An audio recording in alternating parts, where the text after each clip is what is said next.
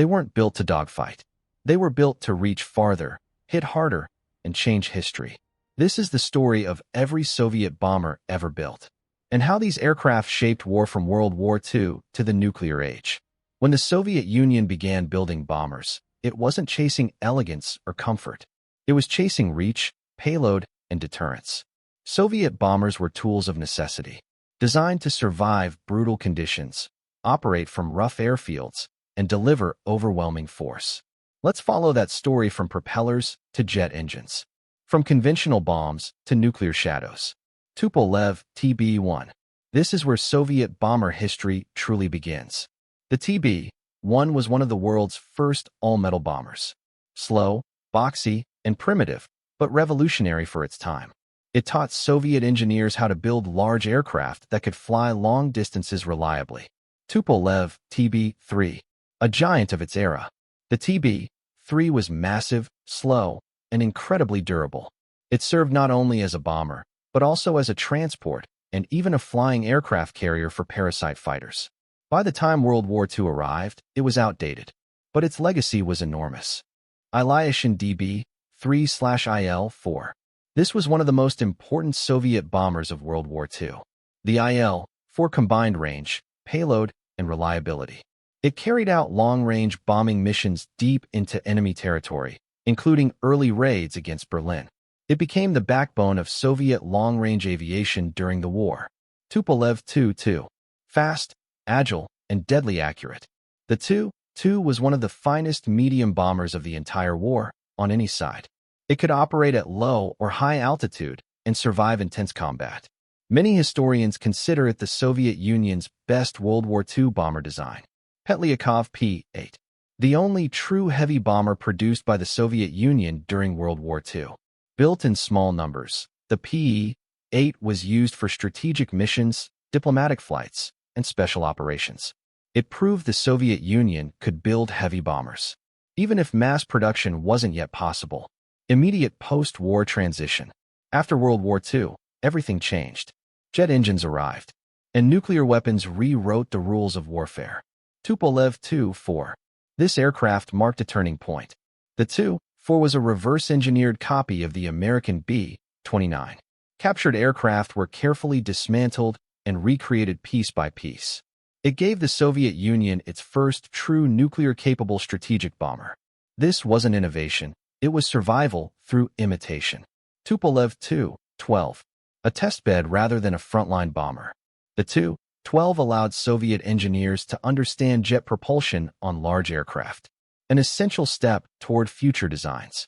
Aviation IL-28. The first truly successful Soviet jet bomber. Simple, rugged, and easy to produce, the IL-28 was exported widely and served for decades. It became a symbol of Soviet influence during the early Cold War. Tupolev Tu-14. Designed for naval strike missions. While not produced in large numbers, it helped refine maritime bombing concepts and jet operations over water. Tupolev Tu-16. One of the most important bombers ever built by the Soviet Union. The Tu-16 served as a bomber, missile carrier, reconnaissance platform, and electronic warfare aircraft. It stayed in service, through upgrades, for over half a century. This aircraft defined Soviet long-range aviation. Myasishchev M4. The Soviet Union's first jet-powered heavy bomber. Big, ambitious, and expensive, it pushed technological limits, but suffered from range issues. Even so, it forced rapid advances in engine and airframe design. Myasishchev 3M. An improved version of the M4. Better engines and longer range made it more practical. Some airframes later served as tankers and transports. Tupolev Tu-95. Few aircraft are as recognizable or as enduring. Powered by massive turboprop engines, the Tu-95 combined range, payload, and efficiency. It became the backbone of Soviet and later Russian strategic aviation. Decades later, it still flies. Tupolev Tu-114 derivative. While primarily civilian, its design demonstrated the extreme range and efficiency possible with turboprop bombers. Tupolev Tu-22. The Soviet Union's first supersonic bomber. Fast but difficult to fly, it demanded skilled crews and constant maintenance. It was a bold step, but an imperfect one. Tupolev Tu-22M. This version fixed many problems.